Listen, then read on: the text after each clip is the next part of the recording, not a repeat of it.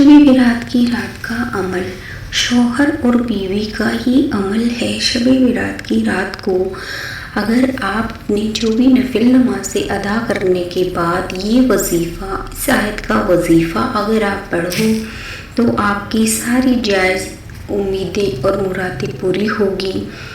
जो शब बारात की रात को अमल करते हैं, ये वजीफ़ा उन लोगों के लिए है। शौहर और बीवी अपनी अपनी नफिल नमाज़ें इस रात को अदा कर लीजिए। जो भी आपको नमाज़ें पढ़नी हैं वो अदा कर लीजिए, और भी कोई तस्बीह कुरान पाक पढ़नी है वो पढ़ लीजिए। फिर लास्ट में तहज्जुद की नमाज के बाद करीमा पढ़ लीजिए। औज़ु बिल्लाहि मिनश शैतानिर रजीम, बिस्मिल्लाहिर रहमानिर रहीम।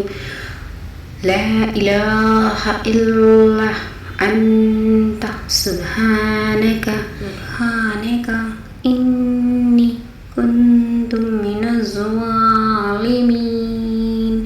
इस आयत का कुरान का वजीफ़ा आपको इतना फ़ायदेमंद रहेगा। आप लोग मेरे लिए भी दुआ कीजिए और मैं भी इंशाअल्लाह आप लोगों की दुआ